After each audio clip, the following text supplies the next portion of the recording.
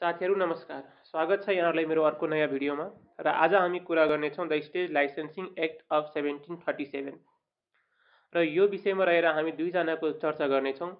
एउटा त हाम्रो सबैभन्दा महत्त्वपूर्ण व्यक्ति हेनरी फिल्डिङ र अर्को त्यही बेलाका इङ्ल्यान्डका prime minister sir Robert Walpole. र यो दुईजना बिच कसरी चाहिँ दुश्मनी भयो र यो दुईजना बिचको कुरा नमिलेर गर्दाखेरि सर रोबर्ट वालपोल त्यो बेलाको प्राइम मिनिस्टरले कसरी स्टेज लाइसेन्सिङ एक्ट 1737 पारित गरेका थिए र जसले गर्दा हेनरी फिल्डिङको करियर नै यिनले बर्बाद गरेका थिए। हेनरी फिल्डिङ नोबलिस्ट हुनुभन्दा अगाडि एउटा ड्रामेटिस्ट थिए। उनले द हे मार्केट भन्ने थिएटरमा ड्रामाहरू पर्फर्म गराउँथे र उनका ड्रामाहरू एकदमै पपुलर हुन्थे। तर उनी सरकारको विरुद्धमा जहिले पनि लेखिएको देखिन्थ्यो। त्यसले गर्दा त्यो बेलाका प्राइम मिनिस्टर रोबर्ट वालपोललाई त्यो कुरा मन परेन र उनले 1737 को स्टेज लाइसेन्सिङ एक्ट ल्याएर दुईवटा मात्रै थिएटर हाउसलाई खोलेर बाँकी सबै थिएटर नै बन्द गराइदिएका थिए र कुनै पनि ड्रामेटिस्टले सरकारको विरुद्धमा लेख्न पाउँदैन भन्ने जस्तो नियम उनले ल्याएका थिए। सो जब हामी हेनरी फिल्डिङको कुरा गर्छौँ हामी सर रोबर्ट वालपोलको कुरा नल्याई बस्न सक्दैनौँ र उनलाई हामी बिर्सनु पनि हुँदैन। किनभने सर रोबर्ट वालपोलले गर्दा नै हेनरी फिल्डिङ, जसलाई इङ्ग्लिस लिटरेचरको फर्स्ट नोभलिस्ट अथवा फादर अफ इङ्ग्लिस नोबल मानिन्छ, त्यसलाई सर रोबर्ट वालपोलको त्यो एक्टले गर्दा नै त्यस्तो दर्जा दिएको हो। सो अगाडि बढ्छौँ। अब हामी हेनरी फिल्डिङको बारेमा केही कुराहरू डिस्कस गर्दाखेरि हेनरी फिल्डिङ एउटा नोभलिस्ट र प्लेराइट थिए। उनी पहिला त प्लेराइट थिए, उनी पहिला प्लेज लेख्थे, ड्रामाहरू पर्फर्म गराउँथे, उनी नोभलिस्ट थिएनन्।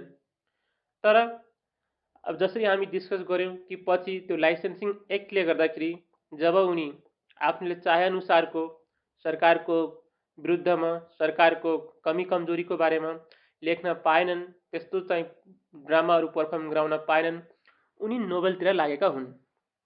सो उनलाई one of the founders of the English novel मानिन्छ, किनभने उनले 1741 पामेला एन्ड्रयुज लेखेका थिए।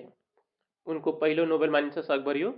र यो नोबल पनि एउटा साथीहरू एउटा मोक र एउटा सटायर थियो।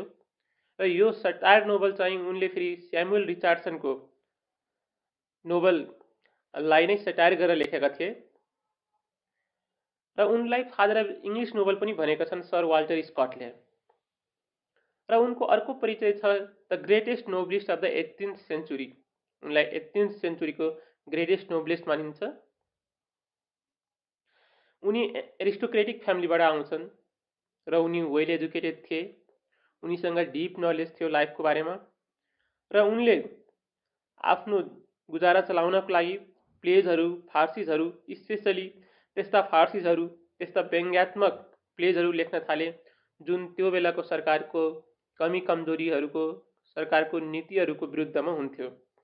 जसले गर्दा मैले अगाडि नै भनिसकेँ कि त्यो बेलाको प्राइम मिनिस्टर सर रोबर्ट वालपोललाई त्यो कुरा पटक्कै मन परेन कि हेनरी फिल्डिङ एउटा एजुकेटेड, एउटा एरिस्टोक्रेटिक फ्यामिलीका मान्छे भए पनि सरकारले त्यसरी एकदमै नराम्रोसँग आफ्नो लेख मार्फत क्रिटिसाइज गर्छन् र त्यसले गर्दाखेरि उनले 1737 त्यो स्टेज लाइसेन्सिङ एक्ट ल्याएर त्यस्ता सबै राइटिङ्सहरूलाई सेन्सर गरेका थिए। सो उनको परिचयको कुरा गर्दाखेरि साथीहरू यति कुरा आउँछ र अब हामी अगाडि बढ्छौँ। अगाडि बढ्दाखेरि म यहाँ एउटा कोट ल्याउन चाहन्छु जुन एचजी वेल्सले भनेका छन्। अफकोर्स तपाईँहरूलाई थाहा होला, उहाँ पनि एउटा साइन्स फिक्सन राइटर हुनुहुन्थ्यो।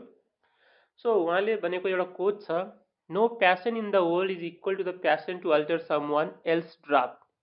यानि कि साथीहरू कुनै पनि मान्छेको ड्राफ्ट, कुनै पनि मान्छेको राइटिङ, कुनै पनि मान्छेले गरेको काम, कुनै पनि मान्छेले गरेको क्रिएसनलाई जुन चेन्ज गर्नुपर्ने एउटा प्यासन हुन्छ सबै मान्छेमा, क्रिटिसाइज गर्नु नै पर्ने, उनीहरूकोमा कमी कमजोरी निकाल्नै पर्ने, उनीहरूकोमा त्रुटि निकाल्नै पर्ने जुन मान्छेमा एउटा बानी हुन्छ, त्यो प्यासन, त्यो लगाव, त्यो इच्छा चाहिँ अरू इच्छाभन्दा पनि सबैभन्दा खतरनाक हुन्छ अरे। यानि कि यहाँ उनले सिधा सिधा के भन्न खोजेका छन् भने कसैलाई पनि अरूको लेखेको कुरामा सेन्सर गर्नै पर्ने, कमी कमजोरी निकाल्नै पर्ने भन्ने कुरा जहिले पनि एकदमै राम्रो लाग्छ। सो यो कोट चाहिँ मैले सेन्सर सम्बन्धी हाम्रो आजको लेसन भएको हुनाले ल्याएको हुँ। अगाडि बढ्छौँ हामी र पढ्छौँ कि अब हेनरी फिल्डिङसँग के भएको थियो त। बाई 1737 फिल्डिङ एकदमै पपुलर राइटर भइसकेका थिए इङ्ल्यान्डको। उनी एकदमै पपुलर ड्रामेटिस्ट भइसकेका थिए। सो अब उनले never produced fewer than 2 plays a year.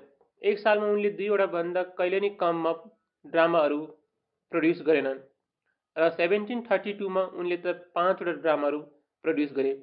So साथीहरू, अहिलेको ड्रामालाई तपाईँ बलिउडको मुभीसँग कम्पेयर गर्न सक्नुहुन्छ, जहाँ एउटै सालमा धेरैभन्दा धेरै मुभिजहरू निस्किन्छन्।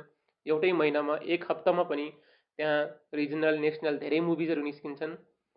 त्यसरी हामीले त्यो बेलाको कुरा गऱ्यौँ भने हेनरी फिल्डिङलाई हामीले त्यो बलिउडको चाहिँ करण जोहरसँग अहिलेको कम्पेयर गर्न सक्छौँ। जसरी उनी त्यो बेला पपुलर थिए हेनरी फिल्डिङ, त्यो बेला उनले प्रत्येक सालमा 2वटा त प्लेहरू प्रोड्युस गर्थे नै गर्थे।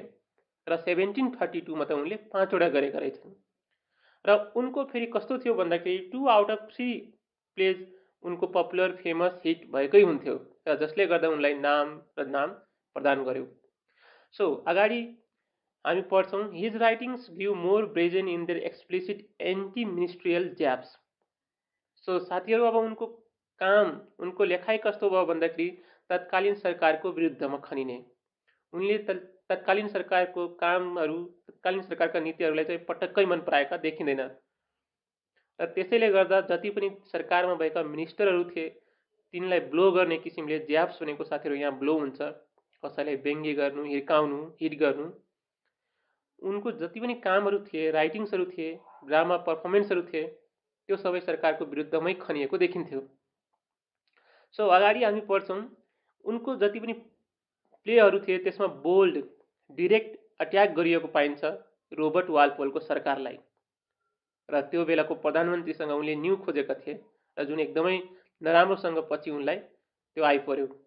जसरी उनी एउटा ड्रामेटिस्ट हुँदाहुँदै एउटा नाम चलेको, एउटा चाहिँ नाम कमाएको, सबै कुरा उनको लाइफमा राम्रै भइराखेको बेला पनि 1737को एकले गर्दाखेरि अचानक उनले आफ्नो पेसा नै छाड्नु पर्यो र नोभलतिर झुक्नु पर्यो।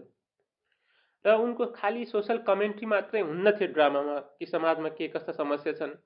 उनले सरकारलाई नै सिधै क्रिटिसाइज गर्थे, जसले गर्दा त्यो असह्य भइसकेपछि त्यस्तो एक्ट ल्याइएको हो भनेर धेरैको चाहिँ अनुमान छ।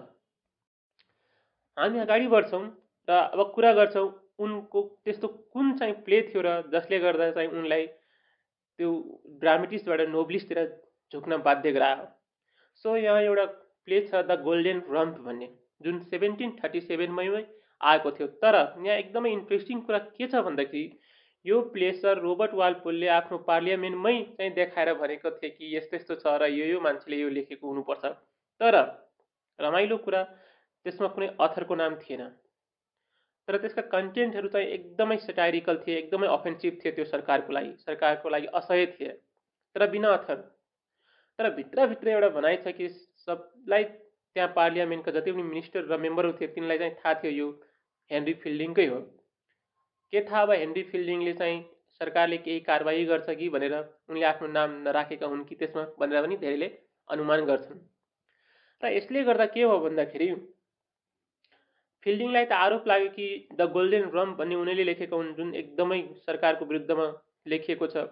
तर पनि त्यस्तो कुनै एभिडेन्स पाइएन जसले यो साबित गरोस् कि हो द गोल्डन रम्प भन्ने हेनरी फिल्डिङकै क्रिएसन हो।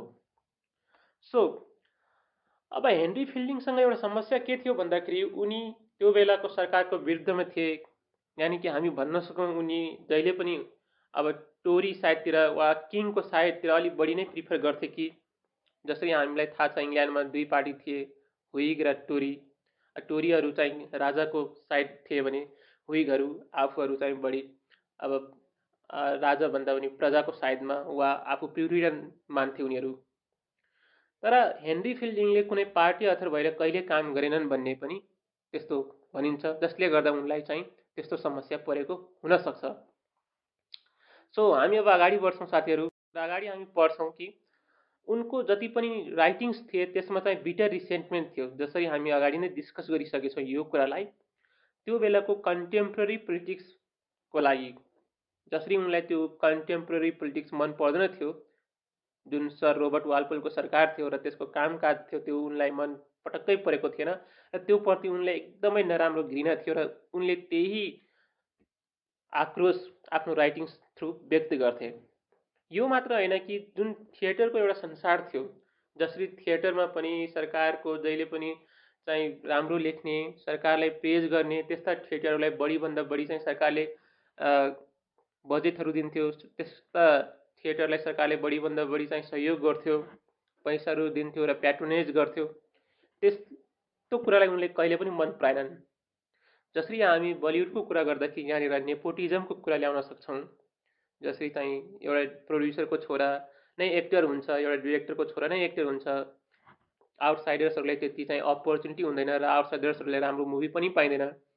यसको बावजुद कि उनीहरू त्यहाँ भएको प्रोड्युसर र डिरेक्टरको छोराछोरीभन्दा राम्रा एक्टर हुन्छन् अथवा एक्ट्रेस हुन्छन्।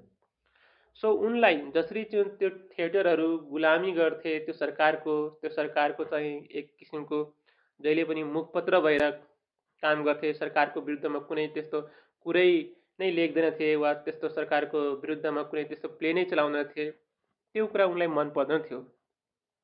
र भयो के भन्दाखेरि अब 1737 आउँदा आउँदै फिल्डिङले एउटा the historical register for the year 1736 भन्ने आर्टिकल रिलिज गरे, जुन 1737मा पब्लिस भएको र जसमा चाहिँ 1736मा के भएको थियो भन्ने कुरा उनले चाहिँ त्यो रिस पोखे एक किसिमको त्यो जोर्नलमा।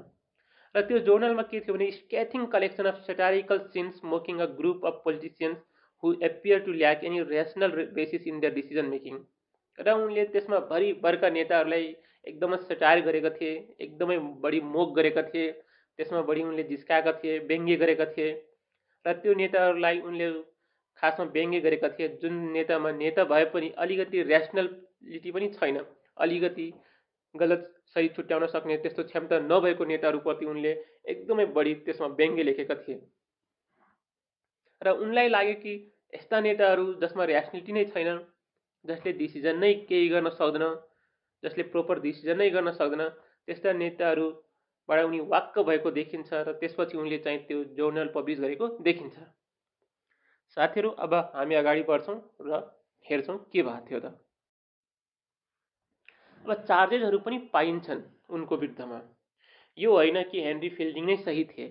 धेरै क्रिटिकहरूले, त्यो बेलाका धेरै हिस्ट्रियनहरूले यो पनि लेखे कि हेनरी फिल्डिङको पनि धेरै गल्ती थियो, तर त्यो गल्ती बाहिर निस्केको थिएन। जस्तै धेरैले उनलाई आरोप लगाउँछन् कि उनले पैसा लिएका थिए सरकार वालपोलबाट र उनले त्यो पैसा पाएनन्। जुन जुन बेला उनले पैसा पाए उनले त्यो लेखेनन् र जुन बेला उनले पैसा पाएनन् उनको अलिकति कुरा मिलेन, उनको एग्रिमेन्ट मिलेन, उनले त्यसपछि त्यो सरकारले नै धम्की दिन्थे कि मैले तिमीहरूको विरुद्धमा लेखेर पब्लिस गर्छु भनेर। सो एउटा अर्को चार्ज पाइन्छ कि उनी भन्ने गर्थे कि मलाई पैसा देऊ र मेरो मुख बन्द गर, making them pay me to keep my mouth shut. र अर्को फेरि उनलाई एउटा आरोप लागिन्छ कि उनी एउटा पोस्टको लोभी थिए। उनलाई एउटा आशा थियो कि जसको विरुद्धमा उनी लेख्थे तिनीहरूले उनलाई कुनै राम्रो पोस्ट दिदिउन् गभर्मेन्टमा र उनी एउटा सेटल लाइफ बिताउन पाउन्।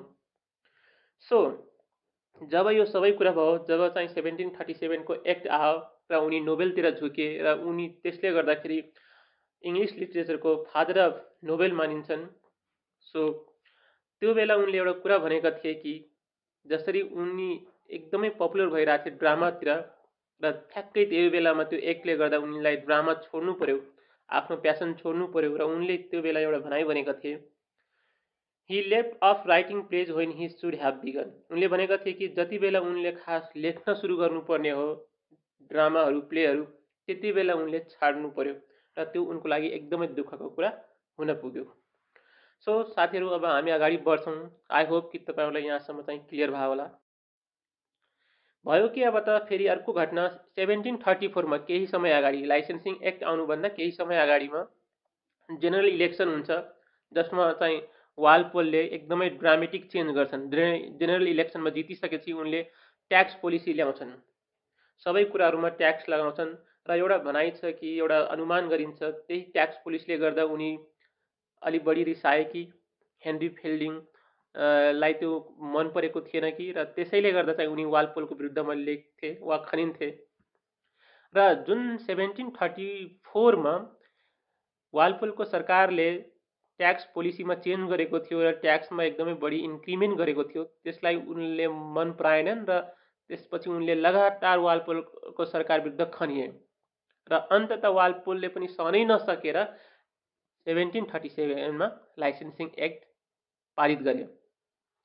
सो अफकोर्स यो चाहिँ सर रोबर्ट वालपोलको सरकारले पारित गरेको थियो, जुन चाहिँ अब उसको विरुद्धमा जुन सटायरहरू आइराखेका थिए हेनरी फिल्डिङबाट, त्यसलाई चाहिँ बन्द गर्नको निम्ति। र यसरी हामी भन्न सक्छौँ जसरी चाहिँ बलिउडमा सेन्सर हुन्छन्, मुभिजहरूमा सेन्सर हुन्छन् र मुभिजहरू थिएटरमा रिलिज हुनुभन्दा अगाडि उनीहरूको धेरै चाहिँ सिनहरू कट हुन्छ, त्यस्तै गरी त्यो बेलामा प्लेजहरूलाई बन्द गराइयो, त्यस्ता कुराहरू लेख्न दिएन र त्यसपछि ती राइटरहरू नोभेलतिर लागे जसमा उनीहरूलाई बढी फ्रिडम थियो, जसमा उनीहरूले आफूलाई लागेको सबै कुराहरू लेख्न सक्थे। र यसरी हामी त्यो बेलाको नोभेललाई एउटा नेटफ्लिक्सको रूपमा कम्पेयर गर्न सक्छौँ। जसरी जब रिलिज हुनुभन्दा अगाडि मुभिजहरू एकदमै सेन्सर भएर रिलिज हुन पाउँदैनन् र उनीहरूले अब डिजिटल प्लेटफर्म रोज्छन्, जस्तै नेटफ्लिक्स छ, प्राइम एमाजोन छ, सोनी लिभ छ, धेरै छन् इन्डियामा। र त्यसबाट चाहिँ उनीहरूले त्यस्ता भल्गर वर्डहरू, ग्रसनेसहरू र आम मान्छेले बोल्ने युज गर्ने ल्याङ्ग्वेजहरू हामी जसरी वेब सिरिजमा हेर्न सक्छौँ विशेष गरी आजभोलि, त्यस्तै गरी त्यो बेलामा नोभेलहरू आएको थियो। जसरी त्यो बेलामा प्लेहरू एकदमै बढी चर्चित थिए, तिनीहरू इन्टरटेनमेन्टको मिडियम थिए, तर अचानक त्यसमा सेन्सर लगाइदिँदाखेरि, रेस्ट्रिक्सन लगाइदिँदाखेरि राइटरहरू नोभेलतिर झुके, जसले गर्दा उनीहरू आफ्नो लागेको कुराहरू स्पष्ट रूपमा लेख्न सके र अडियन्स मार्फत वा रिडर्स मार्फत पुर्याउन सके। सो अगाडि हामी पढ्छौँ अब inappropriate for the London stage. र यो एक्ट ल्याइएको थियो कि सरकारको विरुद्धमा कसैले नलेखोस् र जुन स्टेजको नियमको विरुद्धमा हो त्यसको विरुद्धमा पनि कसैले त्यस्तो नलेखोस्। र यो खास गरी सटायर जुन थियो सरकारको अगेन्स्ट, त्यो सटायरलाई सप्रेस गर्नको लागि थियो। सो क्लोज गरेका थिए त्यो बेलामा रोबर्ट वालपोलले सबै थिएटरहरूलाई क्लोज गरेको थिए, जम्मा 2वटा मात्रै छोडेर, त्यो थिए ड्रुरी लेन र कन्भेन्ट गार्डन भन्ने। अब यसबाट हामी अनुमान गर्न सक्छौँ कि ती थिएटरहरू के था रोबर्ट वालपोलको समर्थनमा मात्र प्लेहरू पर्फर्म गराउँथे कि। र यसले गर्दाखेरि जब लन्डनमा सबै थिएटरहरू नै बन्द गराउँदाखेरि त्यहाँ कम्पिटिसन नै इन्ड भएको थियो। 2वटाले मात्रै, जसले पनि फेरि रोबर्ट वालपोलकै मात्र लेख्थ्यो, त्यसले अब फेरि के कम्पिटिसन होला त्यहाँ भनेर हामी अनुमान गर्न सक्छौँ। सो साथीहरू, यहाँसम्म हामीले अब डिस्कस गऱ्यौँ कि कसरी त्यो बेलाको 1737को एक्टले इङ्ग्लिस लिट्रेचरमा प्ले लाई इन गरेर नोभेलको एउटा सुरुवात गरेको थियो, जसबाट नोभेल आयो र धेरै कुरा चेन्ज भएको थियो इङ्ग्लिस लिट्रेचरको हिस्ट्रीमा। र आई होप तपाईँले चाहिँ आजको भिडियो मन पर्यो होला। यदि मन पर्यो भने तपाईँ लाइक गर्नुहोस् र प्लिज आफ्नो साथीहरूसँग सेयर गर्नुहोस्, र मन परेन भने कमेन्ट पनि गर्नु होला, सुझाव पनि दिनु होला। यसको रिफरेन्सको लागि तपाईँ यो आर्टिकल पनि पढ्न सक्नुहुन्छ। सो आजलाई धन्यवाद। अर्को भिडियोमा फेरि भेट हुनेछौँ। Thank you.